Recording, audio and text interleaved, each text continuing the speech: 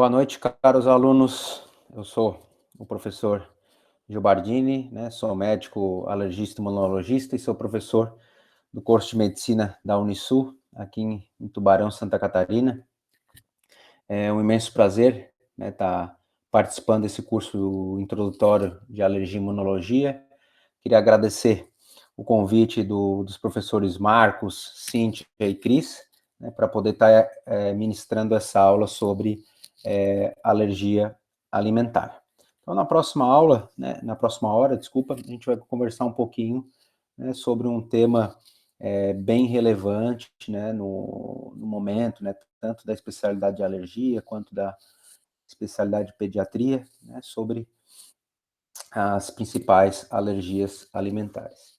Então, é bem importante, né, nós diferenciarmos, né, as reações adversas em alimentos, né, nas doenças que são imunomediadas, né, como no caso da alergia alimentar e da doença celíaca, né, como dos quadros das reações não imunomediadas, né, que são as intolerâncias alimentares, né, por exemplo, a intolerância à lactose, né, as reações tóxicas, né, a intoxicação por algum alimento, né, e das alergias, né, das imunomediadas, né, da alergia alimentar, que ela pode ser, no caso, né, uma reação IgE mediada, como no quadro, né, de anafilaxia, urticária, angedema, né, pode ser do tipo não IgE mediada, né, no caso, uma enterocolite, uma enteropatia, uma proctocolite, e até doenças, né, que têm mecanismos mistos, né, como a dermatite atópica e a esofagite eosinofílica. Então, hoje, né, nós vamos falar especificamente deste lado, né, e principalmente da alergia alimentar, e não vamos falar da doença celíaca, mas é importante ter em mente que não é qualquer reação a algum alimento que é uma alergia. A gente tem que tentar categorizar, né, em qual lado está o nosso paciente com uma boa anamnese, né, que é o princípio, né, de todo diagnóstico, o médico ou o estudante, né, saber fazer uma boa anamnese, um exame físico, e que só com isso você consegue fazer o diagnóstico, vamos dizer assim, 80 a 90% das vezes. Então, a definição, né, de alergia alimentar, né, segundo os principais consensos, né, é uma reação decorrente de uma resposta imune específica que ocorre reprodutivelmente após a exposição a um dado alimento. Então, você tem que ter um mecanismo imunológico, né, pode ser IgE, pode ser mediado por linfócitos T, mas esse conceito é muito importante, a questão da reprodutibilidade.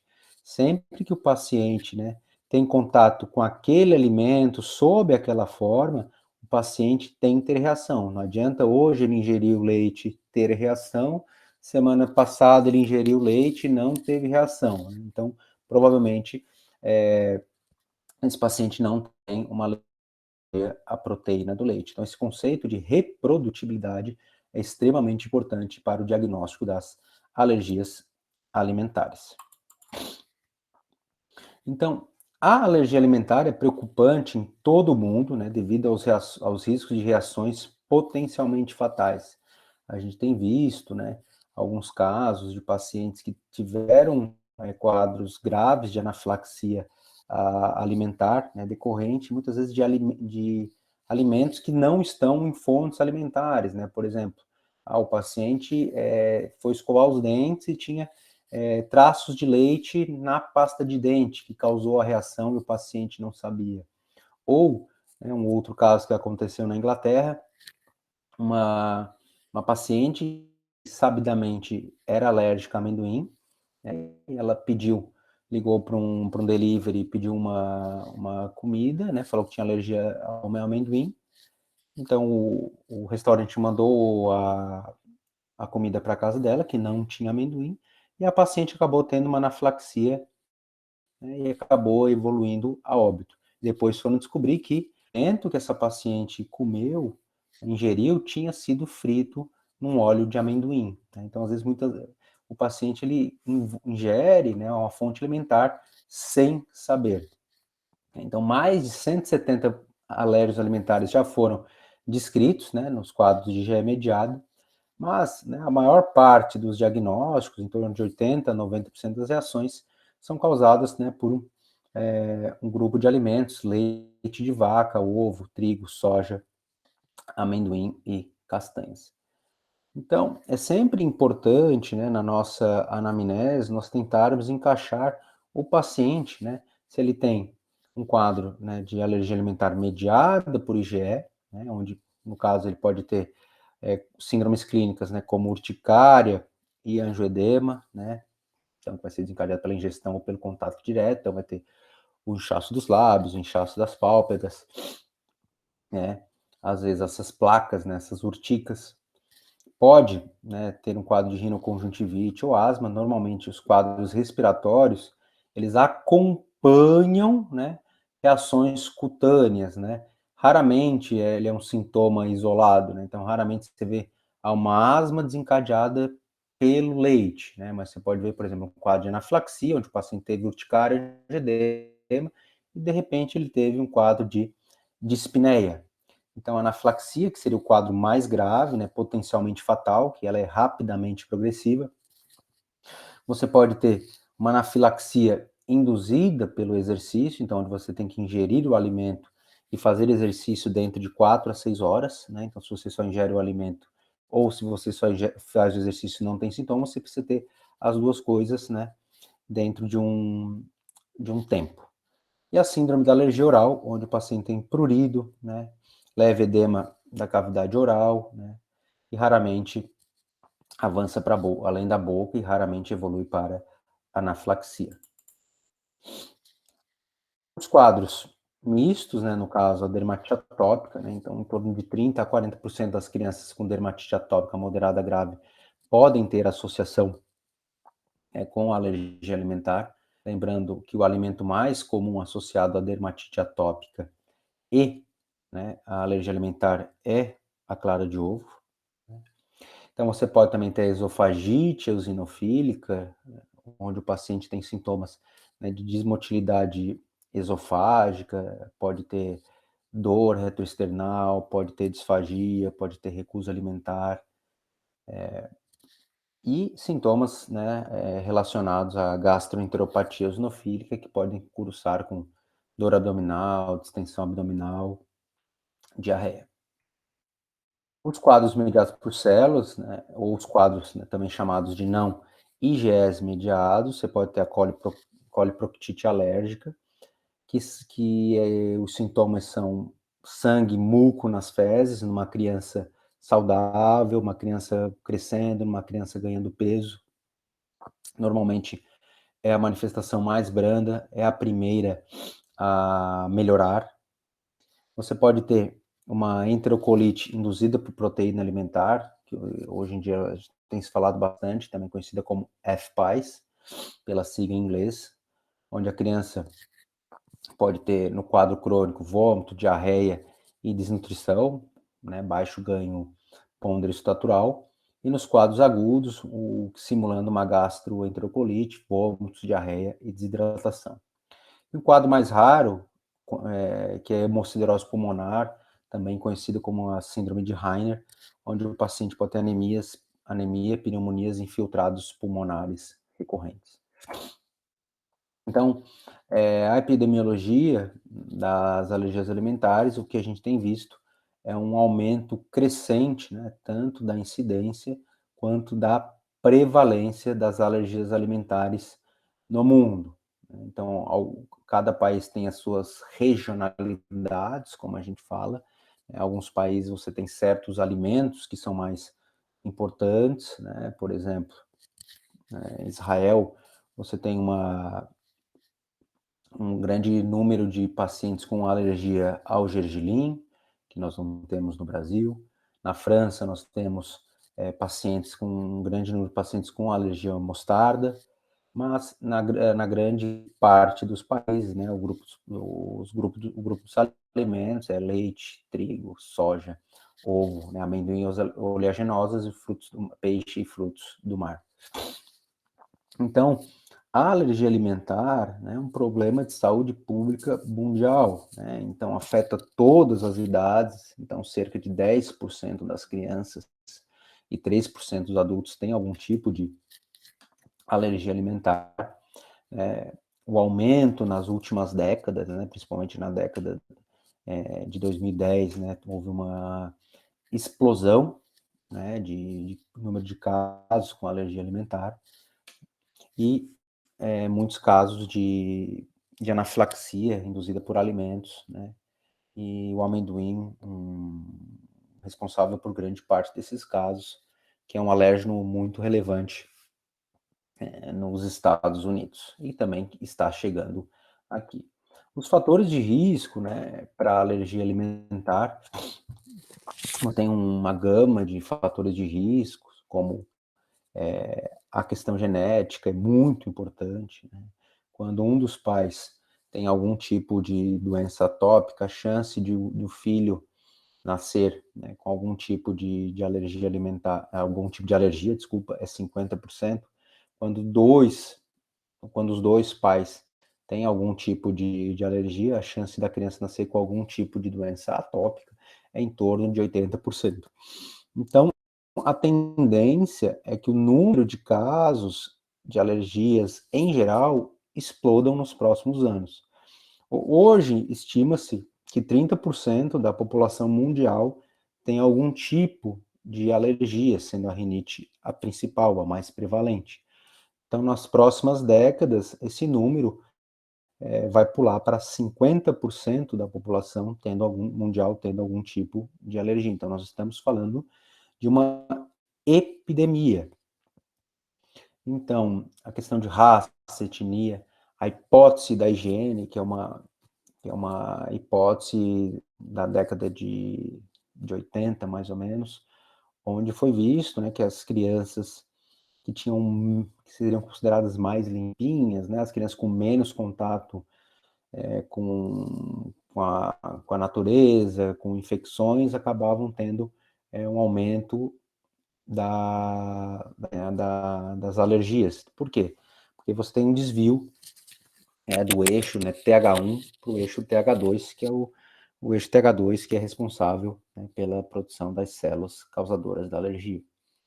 A insuficiência de vitamina D é uma coisa que tem se falado também, o aumento do uso de antiácidos ou inibidores de bombas de prótons, né? Então, porque você aumenta o pH gástrico, né? Então o pH gástrico é um fator de proteção importante. Então, se você aumenta o pH, muitas proteínas, muitos alérgenos, muitos micro-organismos que seriam quebrados, desnaturados pelo pH ácido, eles acabam não sofrendo essa transformação. Então, o aumento do uso de BP também pode estar relacionado também como um fator de risco. Então, os alérgenos alimentares, né, então nós temos os principais, o leite, né, a clara do ovo, o trigo, o amendoim, as castanhas, os crustáceos, né, as frutas. Então, e cada alimento vai ter as suas proteínas, que são, que a gente chama de componentes, que normalmente elas podem estar ligadas a algum, por exemplo, fator de risco. A caseína, que é um dos principais componentes do leite de vaca, ele é um marcador de persistência de alergia. Então, crianças com a caseína mais elevada, têm uma chance maior de ter uma persistência da alergia à proteína do leite. Ao contrário das crianças que têm uma caseína mais baixa, que tem uma tendência maior a uma resolução da alergia à proteína do leite. O mesmo, né, se aplica no caso do ovo, o ovo mucoide, que é um marcador também de alergia ao ovo, tanto da persistência quanto da gravidade. Então, cada alimento, né, vão ter os chamados componentes que eles vão estar relacionados ou à persistência, ou à tendência à tolerância, ou à tendência até a reações graves. Então, é importante para um médico que lida com a alergia alimentar conhecer os principais componentes de cada alimento. Então, outra coisa que é importante no tratamento, no acompanhamento de um paciente que tenha algum tipo de alergia alimentar, é você saber a reatividade cruzada. Então, por exemplo, um paciente que tem alergia à proteína do leite, ele tem uma chance muito grande de ser alérgico ao leite de cabra também. Então, a reatividade clínica é de 92%. Então, o paciente que tem alergia à proteína do leite de vaca, ele não deve utilizar leite de cabra. Por outro lado, pacientes também com alergia ao leite de vaca, eles têm uma chance de ser alérgico à carne bovina em torno de 10%. Então, nesse caso, a gente poderia usar a albumina sérica humana. Se a albumina sérica bovina, desculpa, for negativa, então a chance de o paciente tolerar carne bovina é muito grande. Então, também, por exemplo, o amendoim, existe uma chance de atividade cruzada baixa, né, em torno de 5%, ervilha, lentilha, feijão e soja, então são coisas que a gente normalmente não tira, né? Por outro lado, paciente, né, com alergia ao camarão, que é positivo para a tropomiosina, então tem uma chance, 75% também ser alérgicos a outros frutos do mar, como lagosta, caranguejo e siri. A história natural, né, das alergias alimentares varia de alimento para alimento. Então, assim, a maior parte das crianças, elas vão tolerar, elas vão superar a alergia ao leite de vaca, soja, ovo e trigo ainda na infância. Alergias ao amendoim, castanhas, peixes, frutos do mar, geralmente elas são persistentes ao longo da vida, ou seja, elas tendem a não ter uma resolução espontânea. Então, algumas vezes, em torno de 20% das crianças vão poder tolerar o amendoim e 10% vão tolerar castanhas, mas o mais comum é que essas crianças tenham uma alergia persistente. Mas o que nós temos visto ao longo dos anos é que a taxa de resolução, né, das alergias ao leite, ao ovo, ao soja, ao trigo, elas têm se tornado mais longas, né? Antigamente, né, os pediatras falavam, por volta de 2 anos a alergia ao leite melhora. O que a gente tem visto hoje, que por volta dos 2 anos, a minoria das crianças vão ter e vão estar curadas ou vão estar tolerantes ao alimento. Então, a gente vê pacientes muito persistentes, além dos 5 anos, né, onde as alergias não têm uma resolutibilidade. Então, quanto maior os níveis de IgE, né, então, no caso, IgE para o leite, IgE para a clara do ovo, IgE para o trigo, quanto mais alto esses níveis de IgE no início da vida, isso está associado a um pior prognóstico do que valores menores. Quanto maior o valor, maior a chance desses pacientes terem alergias persistentes. E a redução dos níveis, né, da IgE ao longo dos meses a anos também podem sinalizar uma possível tolerância. Então, aqui um artigo clássico, né, sobre a história natural da alergia ao leite, num estudo observacional, né, avaliou 293 crianças entre 6 meses e 1 ano de idade ao diagnóstico. Então, eram crianças realmente alérgicas, ou seja, elas tinham sensibilização, ou seja, elas tinham IgE específica positiva e elas tinham reatividade clínica, né, o que a gente configura realmente uma alergia. Então, a maior parte dessas crianças tinham um diagnóstico de dermatite atópica, 52,6% das alergias foram resolvidas em média aos 5 anos de idade. A outra metade, ela ficou persistente. Então, as principais características preditivas da resolução é o tamanho da pápula no prick test, quanto menor, maior a chance de melhorar. Os níveis de IgE específica, também, quanto menores, maior a chance de resolver. e quanto mais leve a dermatite atópica, também maior a chance de resolver. Então, os principais alimentos associados com reação IgE mediada. Então, o mais comum, né, o principal alimento associado à alergia alimentar é o leite de vaca. Né?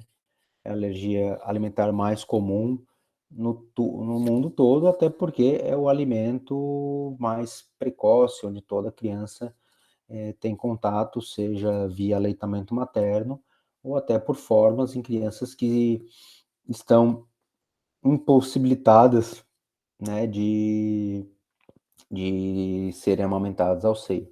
Então, existe uma reatividade muito grande cruzada entre o leite de vaca, o leite de cabra, o leite de égua e o leite de búfala. Então, esses alimentos, esses outros tipos de leite, né, não seriam indicados, no caso dos pacientes que tenham alergia alimentar. Você pode dar, em algumas situações, leite de soja ou formas de proteína extensamente hidrolisadas e até, em alguns pacientes, fórmula de aminoácidos. A alergia ao ovo, né, é o segundo alimento mais relacionado à alergia alimentar IgE mediada. Então, tem uma taxa de sensibilização muito grande, né, 24% dos brasileiros têm uma sensibilização ao ovo, é muito grande, mas sensibilização não quer dizer alergia, sensibilização quer dizer que o paciente produz IgE contra aquela proteína específica, né? Não quer dizer que ele seja alérgico. Então, desses 24 que têm IgE positiva para o leite, apenas 0,3 a 1,7 eles têm manifestação clínica, ou seja, eles são verdadeiros alérgicos. A clara do ovo é a principal fonte alergênica, né, e a gema menor. Né? Então, mais importante no caso da alergia ao ovo é a alergia à questão da clara. Então, você tem algumas proteínas importantes, como ovoalbumina, ovo mucoide, que estão mais relacionadas à questão no caso do ovo mucoide, a persistência e a reações mais graves. Uma questão, né, que é sempre que muitos pacientes vêm perguntar sobre a questão de paciente que é alérgico ao ovo, se pode receber a vacina da gripe. Então, é algo que já mudou há alguns anos. Então, pacientes alérgicos ao ovo, mesmo pacientes graves, mesmo pacientes que são anafiláticos, eles devem receber a vacina da gripe. Então, o risco da vacinação é menor que as possíveis complicações de o paciente não se vacinar. Né? Então, não há necessidade de postergar, evitar a vacinação contra influenza nesse grupo de pacientes. Então, a alergia ao amendoim é uma das alergias mais estudadas nos Estados Unidos, tem uma prevalência muito grande, é responsável pela maioria dos casos de anafilaxia induzida por alimento. Né? Então, os pacientes com alergia ao amendoim, normalmente eles toleram outras leguminosas, como soja, né? Então não se recomenda a retirada de todas as leguminosas. Em torno de 25 a 50% dos pacientes têm reação a nozes e castanhas. Desculpa. Então, a questão da alergia ao amendoim teve um grande estudo se não for memória, de uns 5 anos atrás, 4, 5 anos atrás, que é o LEAP, que é o Learning Early About Peanut, que é um estudo que avaliou a introdução precoce, né, do amendoim, né, nos pacientes de risco, né, com história familiar de alergias alimentares. Então, foi visto que quanto mais precoce a introdução, né, do amendoim, menor a chance desses pacientes se tornarem alérgicos. Então, o LEAP Study foi um estudo que modificou, né, como que a gente aborda a introdução alimentar de alimentos potencialmente alergênicos. Então, no caso do amendoim, quanto mais precoce essa introdução, menor a chance dessa criança se tornar alérgica. Mas era um pensamento totalmente oposto que se tinha na época, que era, vamos postergar a introdução ao amendoim além de 1 ano, além de 2 anos. Isso foi visto que essa introdução tardia era pior, né, aumentava a chance das crianças se tornarem alérgicas. O amendoim, né, tem basicamente 8 alérgenos, né, que vai do ARH1 até o ARH8. Os pacientes que são positivos para ARH2 são pacientes que tinham reações mais graves, e normalmente a presença do ARH2 está associada também a serem pacientes verdadeiros alérgicos. E uma coisa também que a gente vê, um mito muito grande, vou cozinhar bem o leite, vou ferver bem o leite, vou cozinhar bem o amendoim, né, e daí ele vai se tornar menos alergênico. Para o amendoim, isso é o completamente oposto. Então, estudos já mostraram que quanto mais alta temperatura você submete, vou cozinhar, vou ferver o amendoim, vou explodir, vou dizer assim, o amendoim, por exemplo, você torna esse amendoim mais alergênico. Outros cereais, né, também podem causar alergia: trigo, milho, arroz, cevada e centeio. O mais comum, né, de causar alergia é o trigo. Então, os alérgicos, albumina, globulinas, prolaminas, gluteninas, né, são os principais alérgenos presentes no trigo. Então, existe uma outra doença, né, como vocês conhecem, imunomediada, mas não alérgica, né? Então, que é uma doença autoimune, que é a doença celíaca, que tem um comportamento diferente da alergia ao trigo. Então, a alergia ao trigo, né, começa na infância, como a maior parte das alergias alimentares, porém é superada por volta dos 3 aos 5 anos, na maioria dos casos. É uma alergia, tende a ser IgE mediada, mais comum. Manifestações clínicas: urticária, angedema, obstrução brônquica, anafilaxia. Então temos que ter bastante cuidado com relação a isso. E também, além do ovo, né, os pacientes com dermatite atópica moderada ou grave também podem ter sensibilização ao amendoim. Já a alergia aos peixes e frutos do mar, elas predominam na população adulta. Então, são pacientes que muitas vezes toleraram o peixe, o camarão uma vida toda, e de repente eles se tornaram alérgicos. Um belo dia, eles estavam no restaurante, estavam em casa, e aí eles comeram peixe, comeram camarão, por exemplo, e tiveram uma reação. Então, é algo que pode surgir na vida adulta. Ao contrário, assim, do leite, do ovo, é muito raro uma alergia ao leite, uma alergia ao ovo começar na vida adulta. Já os peixes e frutos do mar, é comum de essas alergias surgirem na população adulta. Então, o principal alérgeno dos peixes é a parvalbumina. Então, ela é altamente resistente ao aquecimento e às enzimas digestivas. E há significativa reatividade cruzada entre as diferentes espécies de peixe, incluindo as de água doce e de água salgada.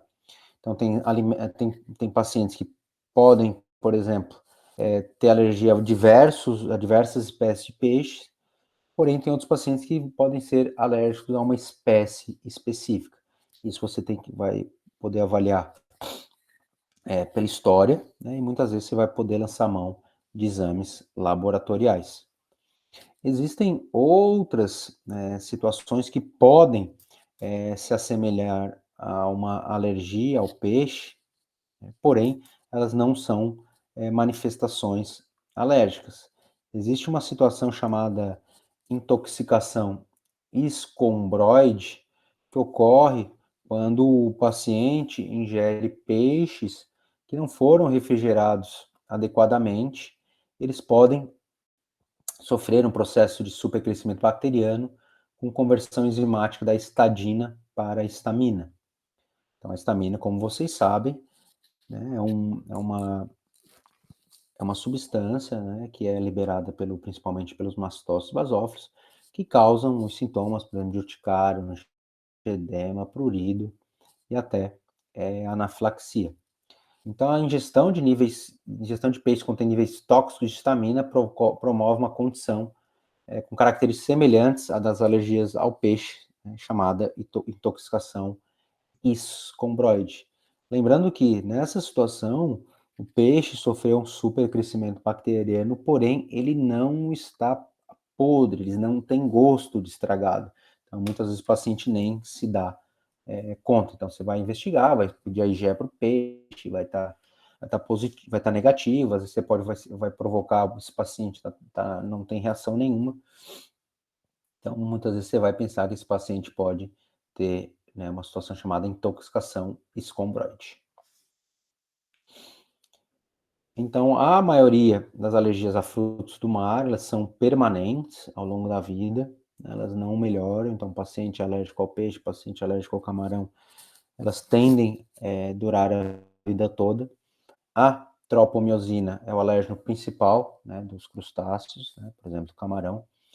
E não há reatividade cruzada entre crustáceos e peixes. Então, o paciente tem alergia ao camarão, não necessariamente ele vai ter alergia ao peixe. Então, você não precisa tirar peixe porque esse paciente tem alergia ao camarão.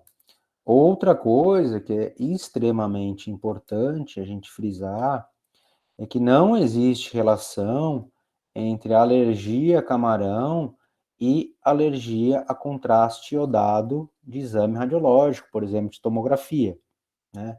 Porque o que se pensa?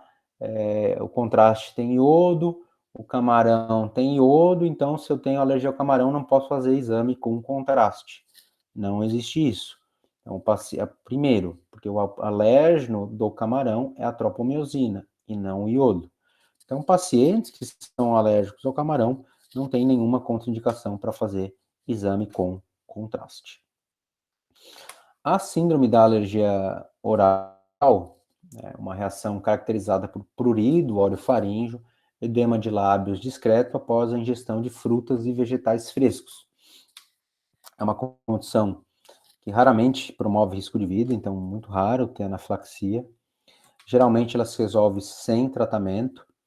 E muitas vezes você cozinhando ou descascando a fruta, você evita tais reações. Então, o diagnóstico, como tudo em medicina, vai começar o quê? Pela anamnese. Então, não adianta você vir fazer um monte de testes, um monte de exames de laboratório se você não fez uma boa anamnese.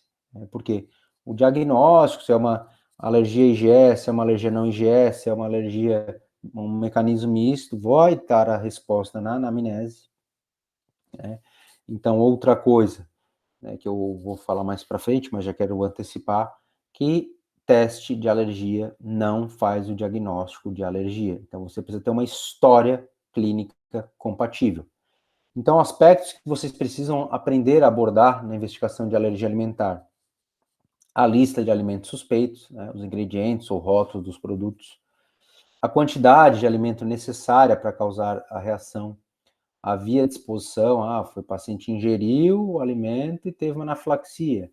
O paciente só teve o contato e já teve uma anafilaxia. O intervalo entre a exposição e o início dos sintomas, aconteceu 10 minutos depois da exposição, aconteceu 6 horas depois da exposição, para você saber se é IgE, se não IgE.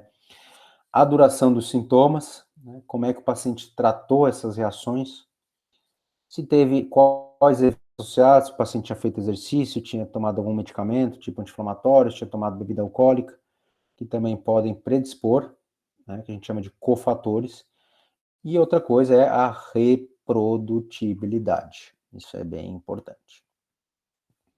Investigar história familiar, pessoal, de atopia, você costuma ver em pacientes com alergia alimentar, e o exame físico para identificar comorbidades alérgicas, que muitas vezes as alergias alimentares podem vir associadas com uma dermatite atópica, com uma rinite alérgica, com uma asma.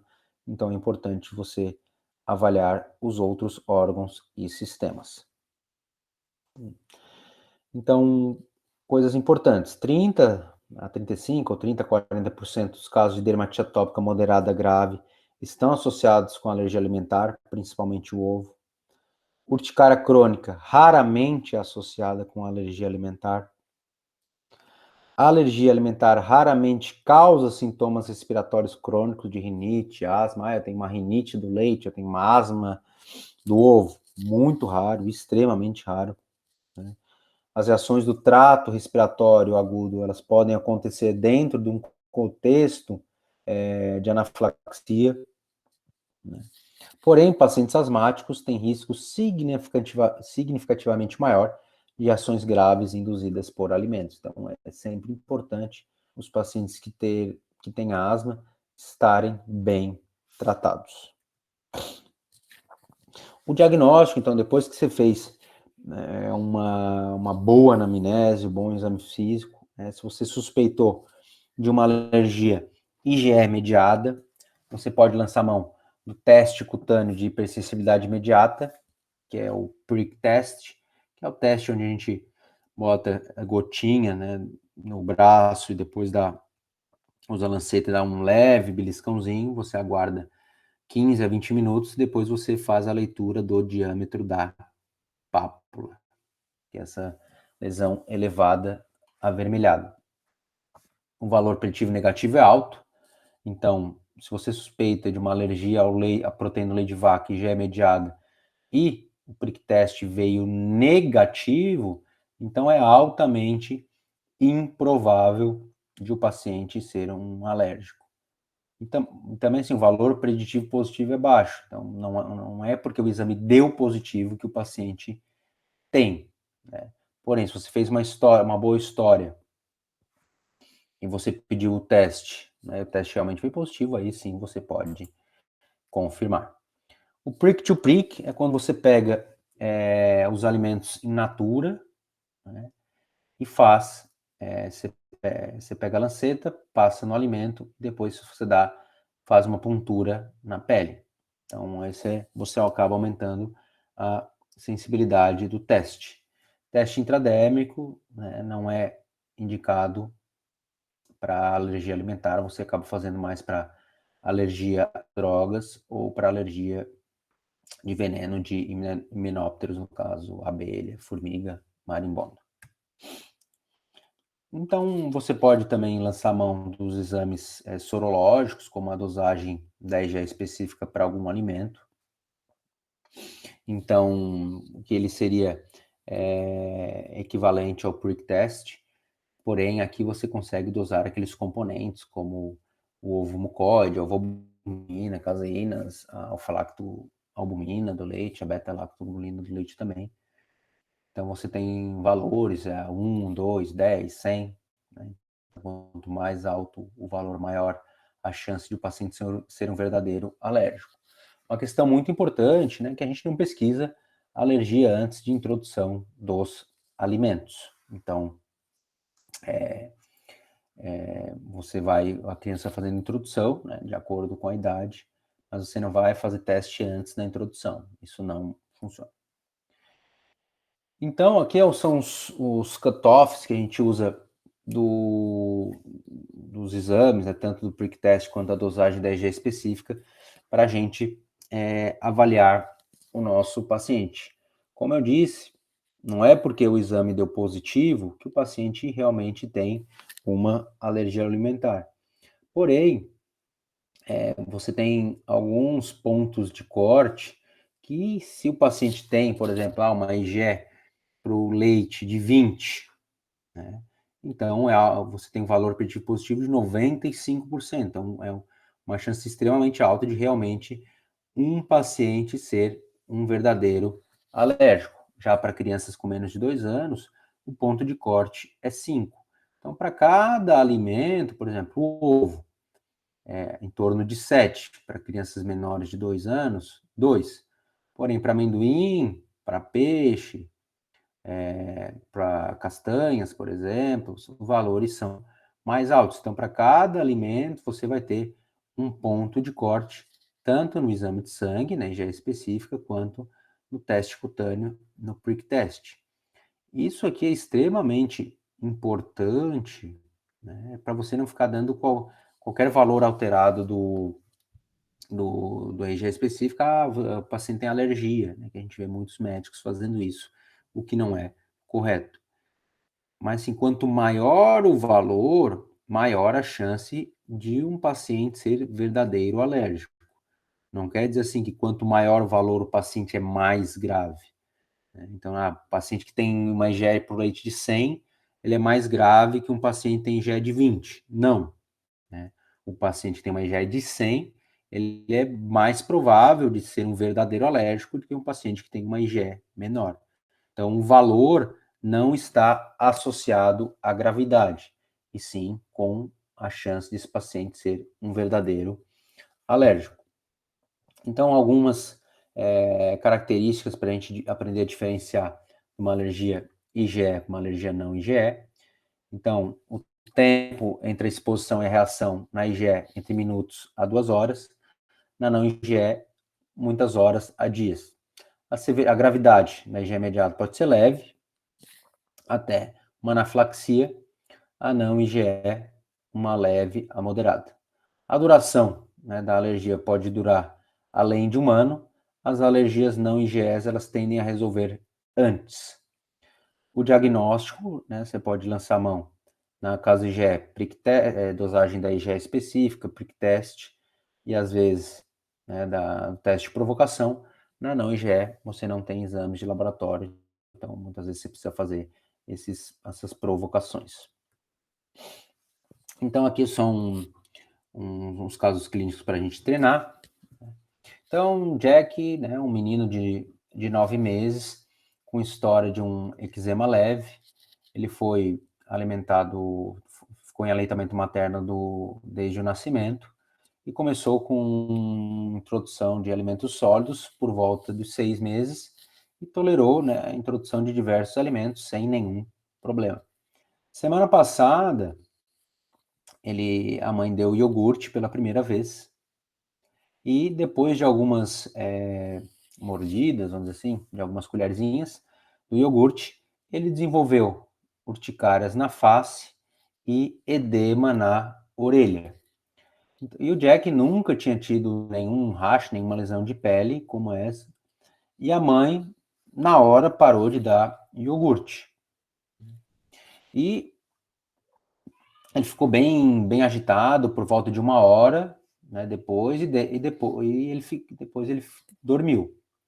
Depois que ele acordou, ele estava normalzinho. E os pais negaram exposição a outros derivados de leite, como queijo ou iogurte. Queijo ou sorvete, desculpa. Baseado na história clínica do Jack, é apropriado solicitar testes de alergia? Né? O que vocês acham? A resposta é sim. Né? Como os sintomas do Jack sugerem uma alergia IgE mediada ao leite, então você testar esse paciente é apropriado, até para confirmar o diagnóstico, e é para até você ter um valor basal da IgE por leite que você pode acompanhar ao longo dos meses a anos para saber se a alergia ao leite está resolvendo. Então, outro caso. Então, aqui, só voltando. Então, o paciente tinha uma história clínica típica, né, de uma IgE alergia IgE, então valeria a pena eu pedir testes de alergia. Então, um outro caso, então, a Lucy, né, uma menina de 1 ano e 4 meses, também com uma história de eczema leve. Os pais dela estavam preocupados porque ela anteriormente, nunca precisou de tratamento para o eczema, mas nas últimas 3 semanas, os pais precisaram utilizar mais emolientes, mais hidratantes e algumas medicações que são vendidas sem receita, com uma melhora do eczema. Né? Não teve grandes mudanças recentemente na dieta. Entretanto, os pais dela ouviram falar, né, que a alergia alimentar pode causar eczema, e os pais gostariam de saber se a Lucy poderia ser alérgica ao leite. Os pais falaram que a Lucy toma por volta de um copo de leite por dia, come queijo, come iogurte diariamente, né, pelo menos nos últimos 4 meses, né, sem sintomas imediatos. Então, nesse caso, baseado na história da Lúcia, é apropriado solicitar testes alérgicos? Não, né?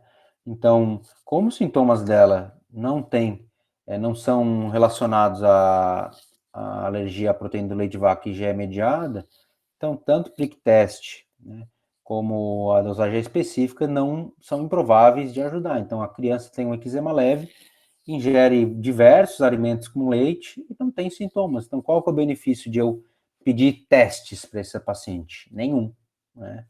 Então, se vier positivo ou negativo, não vai mudar a conduta frente à nossa paciente. Então, a severidade de uma reação não pode ser predita por reações passadas ou pelos níveis de IgE ou prick test. Então, como eu falei, não é porque a IgE está mais alta que esse paciente é mais grave. Então, pacientes que tiveram reações passadas mais graves, né, tendem a ter também, ou no futuro, reações mais graves, mas não quer dizer que pacientes que nunca tiveram reações graves, que eles não possam também ter reações graves. Métodos não validados, né? A gente vê, são alguns exames que a gente vê muito no Instagram, muitos ditos nutrólogos, nutricionistas, que querem vender testes, né, que não são aprovados, não são referendados, não são recomendados por nenhuma entidade séria, nacional ou mundial de alergia. Então, dosagem da IgG específica, dosagem da IgG4, teste de provocação intradérmica, teste de ativação de linfócitos, cinesiologia, teste citotóxico, teste eletrodérmico. Esses exames não são validados e não devem ser solicitados pelo médico alergista no contexto de avaliação de paciente com alergia alimentar. Então, os testes de provocação oral, eles podem ser solicitados, podem ser realizados em algumas situações. Então, teste de provocação oral são testes que são feitos em ambiente hospitalar, são controlados pelo médico. Então, o médico que determina que tipo de alimento, a quantidade, a forma que essa criança vai ingerir esse alimento. Eles servem, né, para determinar se um alimento é responsável pelos sintomas, né? Então, a sua história não estava não tá tão compatível, o teste sanguíneo também não. Então, eu quero saber se esse paciente realmente é um verdadeiro alérgico para ver se eu vou ter que realmente excluir o alimento ou não. O teste de provocação também pode ser solicitado para monitorar a resolução dos sintomas. Então, um paciente que tem alergia alimentar, mas foi passando os anos, a IgE foi diminuindo, então você acha que essa alergia, vamos dizer, curou, melhorou. Então, você também pode fazer um teste de provocação oral. Então, um paciente também, para expandir a dieta de pacientes com uma alimentação muito restrita. Então, avaliar a possibilidade de reação cruzada. O paciente, como a gente viu, o paciente tem alergia ao amendoim, será que ele é alérgico à soja, às outras leguminosas? Posso fazer uma provocação? Né? E para avaliar o processamento, o efeito do alimento processado na sintomatologia clínica. Então, muitas vezes tem um paciente que é alérgico ao ovo, ao leite, desculpa, mas ele não pode tomar, por exemplo, leite puro, né? Ele não tolera um copo de leite. Mas você acha que o paciente ele pode estar tolerando leite, por exemplo, bolo, né? Que a gente chama do baked, que a gente fala. Então, você pode tentar provocar o paciente, por exemplo, com um ovo com leite normal. Se o paciente tolerou esse bolo com leite, você pode, né, orientar o paciente a continuar ingerindo bolo com leite, né, que isso pode acelerar a resolução da alergia alimentar. Então, em algumas situações, né, onde você tem um teste cutâneo negativo, uma dosagem da IgE específica negativa, e uma história, às vezes, sugestiva, o ideal é você fazer um TPO, que é um teste de provocação oral. Lembrando que, mais uma vez, que esses TPOs, eles são supervisionados pelo médico. Então, você não orienta esses testes de provocação em casa. Então, os testes de provocação, eles consomem tempo, então muitas vezes levam 3, 4 horas, precisam de supervisão médica, precisa ser um ambiente hospitalar, né, precisa estar pronto para tratar as anafilaxias, então você precisa ter adrenalina, então é um negócio que não é tão simples de você fazer, né. Então, para dar o diagnóstico de alergia alimentar, você precisa de uma história compatível, de uma sensibilização, ou seja, um teste positivo, e algumas vezes um teste de provocação, né? Nem sempre você precisa fazer a provocação, mas no caso de dúvida, né, você pode lançar mão do teste de provocação. Lembrando que, mais uma vez, extremamente importante, sensibilização isolada não faz o diagnóstico de alergia alimentar. Então, não é porque o paciente tem um teste positivo que ele é uma pessoa alérgica. Você precisa ver um contexto de uma história clínica. Tá? Então, o teste de provocação oral com proteína extensamente aquecida. Então, muitos estudos têm demonstrado que pacientes alérgicos apresentam tolerância ao alimento assado, então até 70% com alergia ao ovo, 75% dos pacientes com alergia alimentar, com alergia ao leite, podem tolerar, por exemplo, o ovo no macarrão, né, o leite no ovo, mas para saber se o paciente tolera, você tem que lançar mão do teste de provocação. Então, o tratamento, né, principal é a exclusão. Então, você tem alergia ao leite, você vai excluir o leite. Você tem alergia ao ovo, você vai excluir o ovo. Você tem alergia à soja, você vai excluir a soja. E vai acompanhando como é que vai ser o comportamento dessa alergia ao longo dos meses ao ano. Então, você tem que orientar também o paciente que existem fontes não alimentares daquele alimento. Então, você pode ter, por exemplo, ao leite, como eu falei, em algumas medicações, você pode ter o leite em algumas vacinas, você pode ter o leite em algum hidratante, você pode ter um leite em alguma lenço umedecido. Então, os pais têm que estar cientes de outros locais onde pode ter leite que não alimento. Os pais têm que aprender a ler rótulo, né? Então, no começo, então, você tem que orientar bem e orientar bem essas medidas, essas dietas de exclusão. E naqueles pacientes, né, que chegou lá por volta dos 4, 5 anos e a alergia não melhorou, você pode lançar a mão da imunoterapia, né? A gente vai falar um pouquinho mais para frente.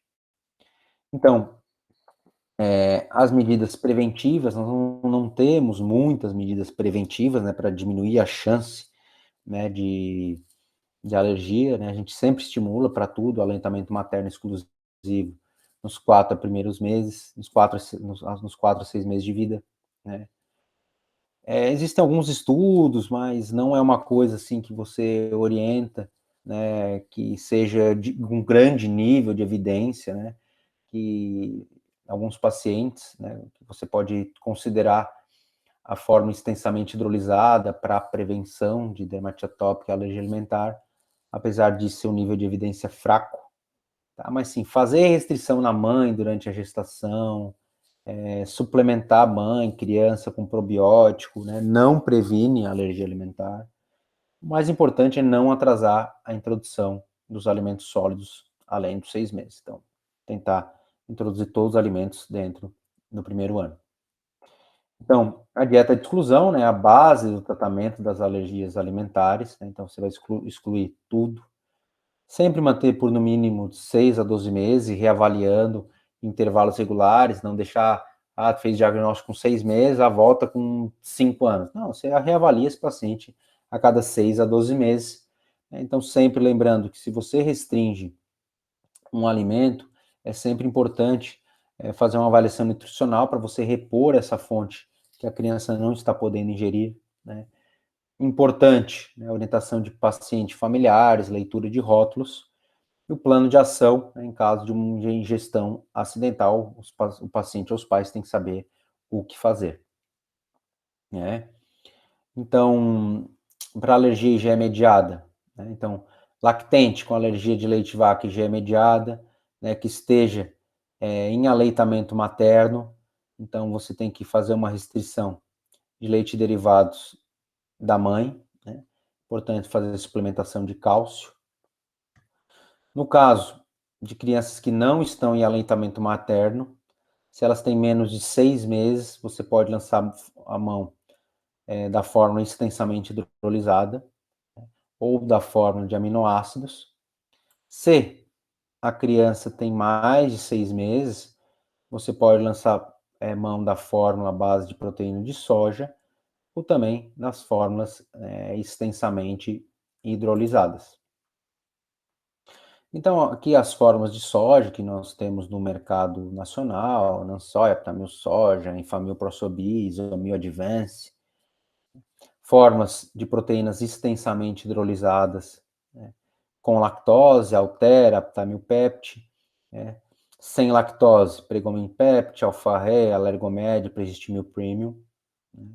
Então, tem as formas com lactose, elas têm um custo menor, né, são mais palatáveis, têm um gosto melhor.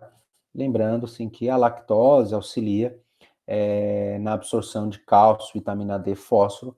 Então, se a criança tolerar a lactose, é mais importante você dar formas com lactose. Mas algumas crianças que não toleram lactose, você vai nessa mão das formas sem lactose. E as formas de aminoácido, né, o Kate, que é a marca mais comum por amino, né? Então você vai lançar a mão em lactentes com história de reação grave, como reação anafilática, ou pacientes que não toleraram as formas de proteína extensamente hidrolisadas. Então a imunoterapia, né, ou dessensibilização, o que é dessensibilização? É uma alteração, né, no limiar da dose de alérgeno ingerida necessária para induzir os sintomas alérgicos após a exposição do alimento durante a terapia. Então, você vai fazendo doses crescentes, né, do alimento ao longo dos dias, das semanas, para ver se o paciente vai tolerando. Né?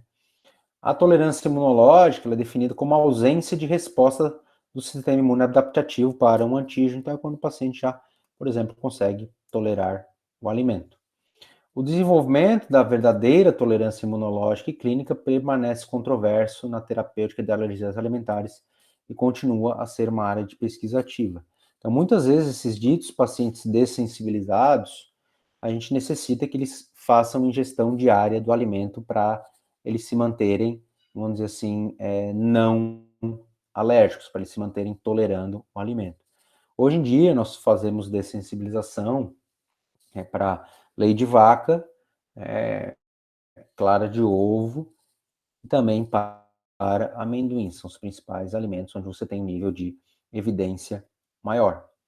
Então, outra coisa que, falando novamente, que a gente fala do protocolo Baked, né, que ele acelera a resolução da alergia à proteína do leite de vaca em criança. Então, pacientes, né, que têm alergia ao leite, que eles toleram, por exemplo, o leite num ovo, né, eles acabam tendo uma melhora mais rápida, né, ao, ao leite. Então, se o paciente tolerar um alimento que a gente chama extremamente aquecido, né, no caso a proteína B que a gente fala, a gente tem que estimular, mas a gente só sabe se o paciente realmente tolera o bolo, por exemplo, normalmente numa provocação. Tá? Para finalizar, falar rapidamente da alergia a aditivos. Então, aditivos alimentares são substâncias que melhoram cor, textura, sabor, aumenta a duração do alimento, né? Então, se vocês estão cansados de ver, conhecer, só que reações a corantes, né, preservativos artificiais, não está associada a mecanismo imunológico. Há uma evidente discrepância entre a prevalência de reações adversas a aditivos, que é referida pelo paciente ou seus pais, 7%, e a prevalência obtida após a realização de teste de provocação, então 0,01 a 0,23. Ou seja, a gente não recomenda a retirada de alimentos com aditivos dos pacientes com urticária crônica e pacientes com déficit de atenção e hiperatividade. Então, a gente não orienta a retirar alimentos contendo sulfitos de pacientes asmáticos. Né? Outros aditivos, né, não parecem ter relação com crise de asmas, como tartrazina, que era uma coisa que falava antigamente. Então, normalmente, essas reações não IgEs mediadas. Então, hoje em dia, a reação aditiva, corante, conservante, é algo que a gente interpreta com muita cautela. Então, pessoal, era isso que eu gostaria de conversar com vocês, tá? Espero que vocês tenham aprendido alguma coisa nessa aula, né? Estudem bastante e espero que vocês façam uma boa prova, tá? Um abraço em todos, em todos vocês, tá? E qualquer coisa, né, nos vemos nas lives que volta e meia a gente faz, né, eu, o professor Marcos, professora Cíntia e a Cris. Tá bom? Uma boa noite a todos e boa prova.